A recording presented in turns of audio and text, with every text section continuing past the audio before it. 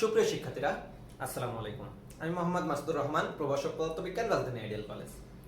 আজকে আমি তোমাদের আরো একটা ক্লাস নিয়ে হাজির হয়েছি। নিশ্চয়ই তোমাদের মনে আছে, আমরা পড়ছিলাম পদার্থবিজ্ঞান প্রথম পত্র অধ্যায় 6 মহাকর্ষ বিকর্ষ।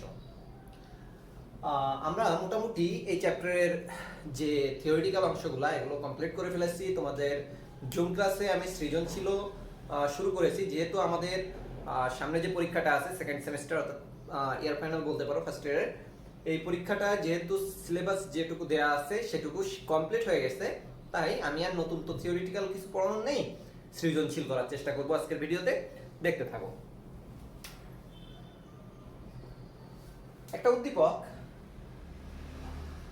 পৃথিবী পৃষ্ঠ হতে 600 মিটার, 600 না দিয়ে 600 মিটার না দিয়ে 600 কিলোমিটার দিলাম, 600 কিলোমিটার উচ্চতায় কোন কৃত্রিম উপগ্রহ বিদ্যমান।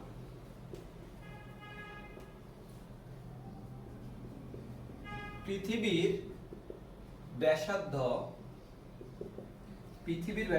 6.4 into 10 to the power 3 kilometre. এখন গতে প্রশ্ন হলো যে কৃত্রিম উপগ্রহটির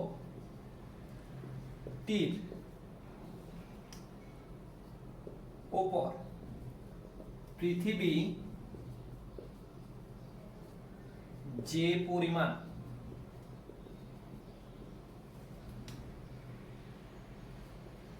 অভিকর্ষজ বল প্রয়োগ করে, তার কারণে সৃষ্ট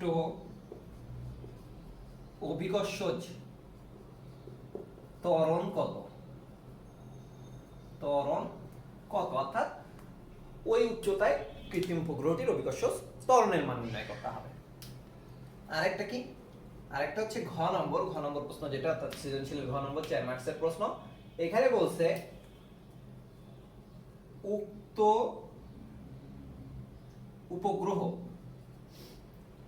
উপগ্রহটিকে ভূস্থির উপগ্রহ হিসেবে ব্যবহার করতে কি ব্যবস্থা নিতে হবে? গাণিতিক যুক্তি দাও। এই মোটামুটি আমাদের একটা সৃজনশীল প্রশ্ন। আমি একবার রিপিট করছি, দেখো। কোন এক পৃথিবীর পৃষ্ঠ হতে 600 কিলোমিটার, 600 কিলোমিটার উচ্চতায় একটি কৃত্রিম উপগ্রহ বিদ্যমান। পৃথিবীর ব্যাসার্ধ 6.4 into 10 to the power 3 kilometre. কৃত্রিম উপগ্রহটির উপর পৃথিবী যে পরিমাণ অভিকর্ষজ বল প্রয়োগ করে তার কারণে সৃষ্ট অভিকর্ষজ ত্বরণ কত। আর উক্ত উপগ্রহটি ভূস্থির উপগ্রহ যদি হিসেবে আমরা ব্যবহার করতে চাই, তাহলে আমাদের কি ব্যবস্থা গ্রহণ করতে হবে দেখা যাক। প্রশ্নটা মুছে দিলাম, নিশ্চয়ই তোমাদের মনে থাকবে বা একটু ব্যাকে যে আবারও দেখে নিতে পারবে। আমার জানা আছে কোশ্চেনটা।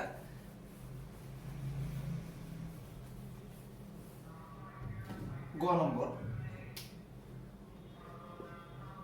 নম্বর আমাকে বলছে জি এর মান নির্ণয় করতে হবে, কিন্তু এই জি কিন্তু প্রকৃত জি না, এই জি হচ্ছে জি প্রাইম। এইচ উচ্চতায় জি, তোমাদের যদি মনে থাকে আমি করিয়েছিলাম তোমাদেরকে এইচ উচ্চতায় জি নির্ণয়, যেটা তার একটা সূত্র ছিল।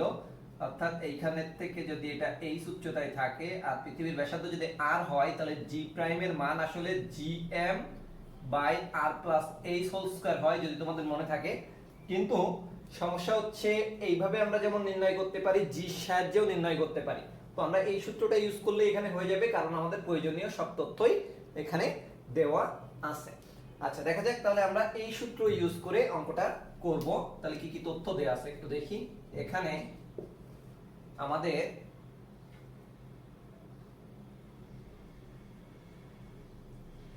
আর এর মান বলে দিয়েছে। আর এর মান বলে দিয়েছে হচ্ছে 6.4 × 10⁻³ কিলোমিটার। কিন্তু এটা কিন্তু আমাদের কিলোমিটারে রাখলে হবে না, আমাদেরকে এটাকে নিতে হবে মিটারে, অর্থাৎ 6.4 × 10⁻6 মিটার।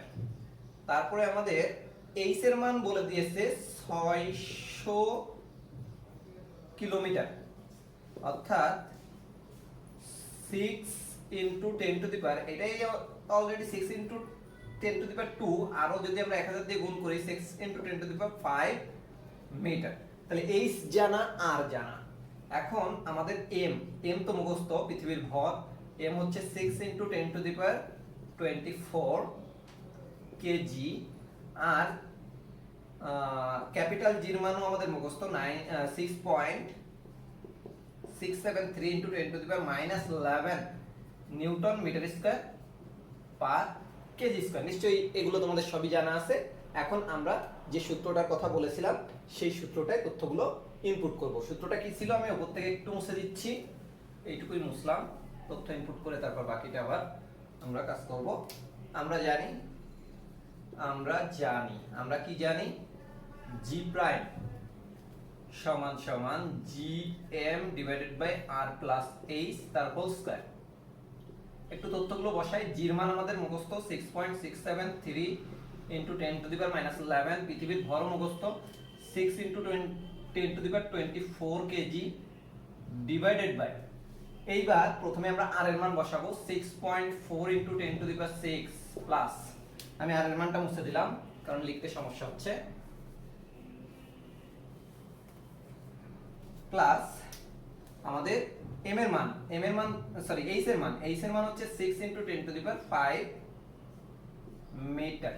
আচ্ছা মিটার তো ওখানে লিখবো না আমরা একটু হিসাবটা করে ফেলি। এখানে একটা হোল স্কয়ার আছে, আর স্কয়ার ছিল R plus H whole square, sorry.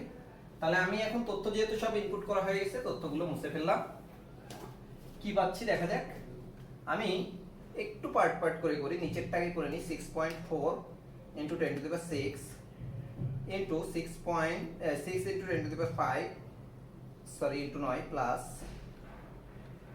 এটাকে যোগ করে তাকে আমরা স্কয়ারটাও করে নিলাম 4.9 × 10⁻13, তাহলে এটা 6.673 × 10⁻11 into 6 × 10⁻24 ডিভাইডেড বাই 4.9 × 10⁻13, নিচেরটাকে যদি হিসাব করি।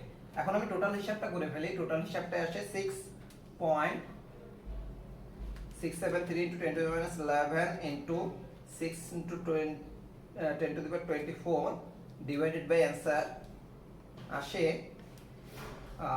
8.17 মিটার পার সেকেন্ড স্কয়ার।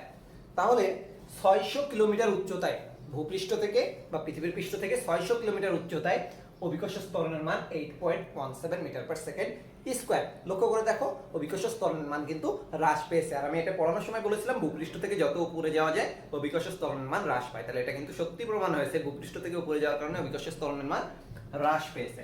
তাহলে আমরা গ নম্বর অঙ্কটা করে ফেলেছি। এখন আমাদের কাজ হবে ঘ নম্বর অঙ্কটার দিকে তাকানো। এখন আমরা ঘ নম্বর অঙ্কটা সমাধান করি।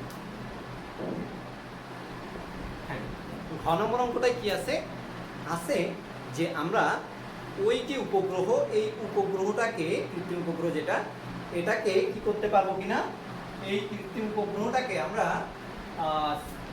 ভূস্থির উপগ্রহ হিসেবে ব্যবহার করতে পারবো কিনা। নিশ্চয়ই তোমাদের মনে আছে ভূস্থির উপগ্রহটা কি। ভূস্থির উপগ্রহ এমন একটা উপগ্রহ যা পৃথিবীর যে কোনো একটা নির্দিষ্ট অঞ্চলের উপরে রেখে যদি আমরা নির্দিষ্ট কক্ষপথে সেটাকে ছেড়ে দিই, তাহলে ঠিক পৃথিবীর ওই অঞ্চলের উপরেই সে সর্বদা অবস্থান করবে। কারণ পৃথিবী যখন ঘোরে তখন যদি একটা কৃত্রিম উপগ্রহ ঘোরে, কৃত্রিম উপগ্রহ এবং পৃথিবীর এই যে ঘূর্ণন বেগ, অর্থাৎ নিজ অক্ষের উপরে যে পৃথিবীর ঘূর্ণন বেগ, এই দুটো যদি সমান না হয়, ভিন্ন হয়, যদি পৃথিবীর বেগ বেশি হয় তাহলে কৃত্রিম উপগ্রহ ধীরে ধীরে পেছনে পড়ে যাবে এবং অন্য অঞ্চলে চলে যাবে। যদি কৃত্রিম উপগ্রহের বেগ বেশি হয় তাহলে ওটা সামনে চলে যাবে পৃথিবীর ওই অঞ্চলটা পেছনে থেকে যাবে, এই কারণে ওই অঞ্চলের উপরে কিন্তু থাকতে পারবে না। থাকতে পারবে কেবল তখনই যখন ওই যে কৃত্রিম উপগ্রহ ওর পর্যায়কাল পৃথিবীর নিজ অক্ষের উপর যে ঘূর্ণন, এই ঘূর্ণন একবার ঘূর্ণনের যে সময় এর সমান হবে, অর্থাৎ টি এর মান, পর্যায়কাল টি এর মান 24 ঘন্টা হবে, কারণ পৃথিবী নিজ অক্ষের উপরে একবার ঘুরে আসতে 24 ঘন্টা লাগে। যদি 24 ঘন্টায় কৃত্রিম উপগ্রহটির পর্যায়কাল হয়, তাহলে সেও কিন্তু আগের অবস্থানে ফিরে আসতে 24 ঘন্টা টাইম লাগবে। ফলে ওই অঞ্চলটা 24 ঘন্টায় ওখানে পৌঁছাবে, ঠিক ওই সময়ে কৃত্রিম উপগ্রহটিও ওইখানে পৌঁছে যাবে। ফলে প্রত্যেকটা মুহূর্তে ওই অঞ্চলের উপরে কৃত্রিম উপগ্রহটা থাকবে। ফলে আমাদের দেখতে হবে যে পর্যায়কাল টি এর মান 24 ঘন্টার সমান নাকি কম বেশি। যদি কম বেশি হয়, তাহলে আমাদের যে কৃত্রিম উপগ্রহ আছে এটা কিন্তু ভূস্থির উপগ্রহ নয়। এবার এটাকে যদি আমরা ভূস্থির উপগ্রহ তৈরি করতে চাই, তাহলে আমাদের এইচ এর মানের একটা পরিবর্তন করতে হবে। কারণ কি, যদি আর কি কৃত্রিম উপগ্রহ না হয়, তাহলে এইচ এর মান পরিবর্তন করতে হবে। কারণ এইচ এর মান নির্দিষ্ট হলেই কেবল ওটা কিন্তু আমাদের ভূস্থির উপগ্রহ হিসেবে ব্যবহৃত হবে। তাহলে কত উচ্চতায় ভূস্থির উপগ্রহ হিসেবে ওই আমাদের উপগ্রহটা থাকবে সেটা আমরা নির্ণয় করব। তাহলেই আমরা বুঝতে পারবো যে আমাদের যে উচ্চতায় বস্তুটাকে রাখা হয়েছে বা উপগ্রহটাকে রাখা হয়েছে, তার চেয়ে ওটাকে কতটুকু সামনে নিতে হবে বা কতটুকু পেছনে নিতে হবে। দেখা যাক এখন এখানে কি কি তথ্য ছিল একটু মনে করি আমরা। এখানে তথ্য ছিল হচ্ছে পৃথিবীর ব্যাসার্ধ। পৃথিবীর ব্যাসার্ধ ছিল 6.4 × 10⁻6 মিটার। আর কি ছিল, আর ছিল হচ্ছে উচ্চতা। উচ্চতা কিন্তু ছিল 600 কিলোমিটার। ওটা কিন্তু কিলোমিটারে ছিল, আগের গতে কিন্তু আমরা মিটার করে ফেলেছি। এটাও কিন্তু কিলোমিটারে ছিল, আমরা কিন্তু আগের গতে মিটার করে 10⁵ মিটার পেয়েছিলাম। এটা তোমাদের নিশ্চয়ই মনে আছে। এই দুটো আমরা তথ্য লিখলাম। এছাড়া অন্যান্য তথ্য কিন্তু আমাদের মুখস্থ। জির মান কিন্তু 6.673 × 10⁻11 newton metre square per KG square. এটা ফিক্সড। কেজি স্কয়ার এটা fixed, newton metre square per KG square. আর এম পৃথিবীর ভর, যেটা এটাও কিন্তু আমাদের সবসময় মুখস্থ। সেটা কত, সেটা হচ্ছে 6 × 10⁻24 কেজি। এই জিনিসগুলো আমাদের জানা আছে। এখন আমাদের নির্ণয় করতে হবে প্রথমে টি নির্ণয় করে আগে দেখে নেবো ওটা কৃত্রিম উপগ্রহ কিনা। ওটা যদি কৃত্রিম উপগ্রহ হয়, তাহলে তো আর আমাদের অন্য কিছু করার প্রয়োজন পড়বে না। তাহলে আগে আমরা টির মান বের করবো। তো আমরা জানি টি সমান সমান, যদি তোমাদের মনে থাকে সূত্র প্রমাণের সময় দেখিয়েছিলাম, 2 pi r plus H root over r plus H divided by GM, যদি তোমাদের মনে থাকে। এটাকে ইচ্ছা করলে আমরা এইভাবে লিখতে পারি, 2 পাই, এটাকে যদি ভেতরে নিই হোল স্কয়ার হয়, আর এই একটা মোট হোল কিউব হয়ে যায়, root over r plus H whole cube divided by GM. অনেকে টির সূত্র সরাসরি এটা না লিখে এটাও লেখে, তাও হবে। দেখা যাক এখন আমাদের কি হয়। উপর থেকে মুছে দিচ্ছি। উপর থেকে মুছে দিলে এরপর আমরা মান ইনপুট করব। 2 × 3.1416 root over r plus H, অর্থাৎ 6.4 × 10⁻6 প্লাস 6 × 10⁵ তার হোল কিউব ডিভাইডেড বাই জির মান হচ্ছে 6.673 × 10⁻11 ইনটু এটা 6 × 10⁻24। নিশ্চয়ই এই মানগুলো তোমাদের সবার মনে আছে। 24। আমি একটু হিসাব করি। প্রথমে আমি এই পার্টটা হিসাব করে তারপরে এটার সাথে গুণ দিব। প্রথমে আমি তাহলে কি করি, 6.4 × 10⁻6 এটার সাথে যোগ দেব 6 × 10⁵। যোগ দিলে যা পাবো তাকে এবার আমরা কিউব করব। করার পর ভাগ দেব 6.673 × 10⁻11 এবং 6 × 10⁻24 দ্বারা ভাগ করে যে মানটা হবে তাকে আমরা রুট করব। রুটও করে ফেললাম। আমরা কিন্তু হিসাবটা একবারে করছি, রুট করলাম। করার পর যা এসেছে তাকে আমি 3.1416 এবং 2 দ্বারা গুণ করলেই আমরা রেজাল্টটা পাবো। সেটা পাচ্ছি 5815.56 সেকেন্ড। এটা কিন্তু সেকেন্ডে আছে, একে যদি আমরা ঘন্টা করতে চাই, কারণ 24 ঘন্টা হয় কিনা এটাই আমাদের চেক করার বিষয়, তাহলে আমরা 3600 দিয়ে ভাগ দিলেই ঘন্টায় চলে যাবে।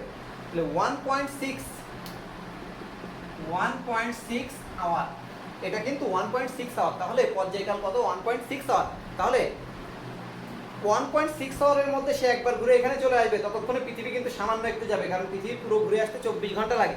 ফলে সে কিন্তু ভূস্থির হিসেবে থাকতে পারবে না। তাহলে এখন ভূস্থির করার জন্য আমাদের যে ব্যবস্থাটা গ্রহণ করতে হবে, তার উচ্চতার পরিবর্তন করতে হবে। কিভাবে পরিবর্তন করতে হবে দেখি আমরা। এইটুকু করার পর এবার লিখব যে সুতরাং, আমি এটুকু লিখছি না, মুখে বলছি, সুতরাং কৃত্রিম উপগ্রহটি ভূস্থির উপগ্রহ নয়। একে ভূস্থির উপগ্রহ করতে হলে এইচ এর মানের পরিবর্তন করতে হবে, অর্থাৎ উচ্চতার পরিবর্তন করতে হবে। ঘড়ি নতুন উচ্চতা, কৃত্রিম উপগ্রহ হিসেবে ব্যবহার করার জন্য নতুন উচ্চতা এইচ প্রাইম, এটা আমরা ধরে নিলাম। উচ্চতা এইচ প্রাইম, এটা ধরে নিলাম। এখন আমাদের সূত্র জানা আছে, এইচ এর একটা সূত্র আছে, যদি তোমাদের মনে থাকে, এইচ এর যে সূত্রটা হচ্ছে এইচ সমান সমান জি এম আর স্কয়ার, না T square divided by 4 pi square whole to the power 1/3 minus R. যদি তোমাদের এটা মনে থাকে তাহলে এই ছিল আমাদের এইচ এর সূত্র। এখন আমরা যদি এখান থেকে এইচ এর মান বের করি তাহলে কি হয়? 6.673 * 10 to the power minus 11 into 6 * 10 to the power 24 into টির মান কিন্তু এখন, সরি, আমার উপরে নির্ণয় করে নেওয়া উচিত ছিল, সেটা আমি ভুলে গেছি। তাহলে এখন আমার টি নির্ণয় করে নিতে হবে, এবং টি সমান সমান 24 আওয়ার সমান সমান, এটুকু একটু মুছে দিই আমি, আবার নতুন করে করব, সমস্যা নেই। তাহলে আমার কিন্তু টি এখান থেকে বের করে নিতে হবে। কৃত্রিম উপগ্রহ হিসেবে ব্যবহার করতে গেলে উচ্চতা এত, আর টি হচ্ছে 24 আওয়ার, যেটা 24 * 3600। হিসাবটা করে দেখো, 86400 আসে সম্ভবত। তারপর আমি আরেকবার একটু ক্যালকুলেটর দিয়ে করে নিই। 3600 দ্বারা গুণ করব কাকে? আমরা 24 কে। করলে আসে 86400। নিশ্চয়ই তাহলে তোমাদের এই নিয়ে আর কোনো আপত্তি নেই। এটাই হচ্ছে কিন্তু আওয়ার থেকে সেকেন্ড এসে গেলাম। এখন আমাদের যে কাজটা করতে হবে, এইচ এর মান নির্ণয় করতে হবে। এইচ এর মানটা ছিল gm, তারপর হচ্ছে T square divided by 4 pi square whole to the power 1/3, যাকে কিউব রুট বলতে পারো, মাইনাস আর। আমি এটাকে কিউব রুট লিখে দিলাম 1/3 না রেখে।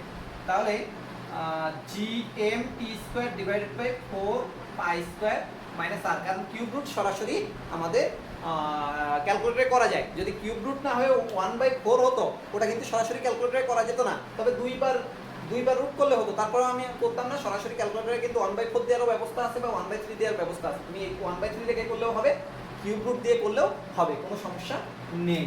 এখন আমি মানগুলো এখানে ইনপুট করব। কিউব রুট জির মান তো আগেই জানি, 6.673 * 10 to the power minus 11 into M এর মান 6 * 10 টু দি পাওয়ার 24 ইনটু টির মান কিন্তু আমাদের 86400, তারপর কিন্তু একটা স্কয়ার আছে আবার, হোল ডিভাইডেড বাই 4 * 3.1416 তার হোল স্কয়ার। তাহলে মানটা কত আসবে? মানটা আসবে, এখানে তো আমার 86400 আছেই, তাকে আমরা স্কয়ার করে নিলাম, তার সাথে গুণ যাবে 6 * 10 টু দি পাওয়ার 24, তাও করে নিলাম, তার সাথে গুণ যাবে 6.673 * 10 টু দি পাওয়ার মাইনাস 11, এটাও হিসাব করে নিলাম। ভাগ দিলাম 4 এবং 4 দিয়ে ভাগ দিলাম, এবং ভাগ দিলাম কি দিয়ে? 3.1416 এর স্কয়ারটা। ভাগ করে যে রেজাল্টটা পেলাম, সেই রেজাল্টটা হচ্ছে আমাদের 7.57 * 10 টু দি পাওয়ার 22। এখানে একটা মাইনাস আর আছে, যেহেতু আর লেখার জায়গা নেই, আর এর মান আমরা পরে বসাবো, মাইনাস আর আকারেই রেখে দিই। আমি পরের লাইনে বসাবো, কারণ ওটার কিন্তু ব্যবহার এখন না, এটা হিসাব করার পর তারপর ওটার ব্যবহার, এই জন্য লিখলাম না। আমাদের এই টোটালটা ভেতরেরটা হিসাব করে এসেছে 7.57 * 10 টু দি পাওয়ার 22। তাকে আমি একবারে কিউব রুটও করে দিলাম, অর্থাৎ কিউব রুট ওভার অ্যান্সার দিলে আসে 4230। আচ্ছা, এটা ইনটু 10 টু দি পাওয়ার লিখি, 4.23 * 10 টু দি পাওয়ার 7। ওকে, তাহলে আমি এটুকু মুছে দিচ্ছি পরের লাইনটা লেখার জন্য। পরের লাইনটা কি হবে 4.23 ইনটু 10⁻⁷, এইটুকুর মান মাইনাস আর এর মান কিন্তু মুখস্থ 6.4 ইনটু 10⁻⁶। তাহলে আমি এখান থেকে যদি বিয়োগ করি তাহলে আসে মাইনাস 6.4 ইনটু 10⁻⁶। তাহলে আমরা যে মানটা পাই সেটা হচ্ছে 3.59 ইনটু 10⁻⁶ মিটার। এটাই কিন্তু আমাদের উচ্চতা হতে হবে, কিন্তু উচ্চতা ছিল মাত্র কত, মাত্র 6 ইনটু 10⁵। তার মানে উচ্চতা বৃদ্ধি করতে হবে। সুতরাং উচ্চতা বৃদ্ধি করতে হবে, উচ্চতা বৃদ্ধি করতে হবে কত, উচ্চতা বৃদ্ধি করতে হবে হচ্ছে 3.59 ইনটু 10⁻⁶ মাইনাস আগে ছিল 6 ইনটু 10⁻⁶। তাহলে আমি বিয়োগটা করে ফেলি, এখান থেকে বিয়োগ যাবে 6 ইনটু 10⁻⁶, নয় 5 ছিল, 5 দিলাম এখানে, এখন 5 বানাই দিই, সমান সমান 3.53 ইনটু 10⁻⁶ মিটার। এই যে আমাদের এই উচ্চতাটা বৃদ্ধি করতে হবে। তাহলে আমরা যদি এইচ এর মান এতটুকু বৃদ্ধি করি তাহলে এটাকে কৃত্রিম ভূস্থির উপগ্রহ হিসেবে, কৃত্রিম গ্রহটাকে ভূস্থির উপগ্রহ হিসেবে ব্যবহার করা যাবে। তাহলে আমরা লাস্ট এইটুকু করার পর বলবো, সুতরাং যদি কৃত্রিম উপগ্রহটিকে ভূস্থির উপগ্রহ হিসেবে ব্যবহার করতে হয় তবে এর উচ্চতা 3.53 ইনটু 10⁻⁶ মিটার বেশি হতে হবে, অর্থাৎ পৃথিবী হতে এর দূরত্ব এত মিটার বেশি হতে হবে। শেষ, এটাই মূলত আমাদের অঙ্কটা ছিল। যা হোক, ক্লাসটা বড় করব না, নেক্সট ক্লাসে আমরা আরো এরকম সৃজনশীল নিয়ে হাজির হব। সেই পর্যন্ত ভালো থাকো, সুস্থ থাকো এবং অবশ্যই আমার জন্য দোয়া করবে।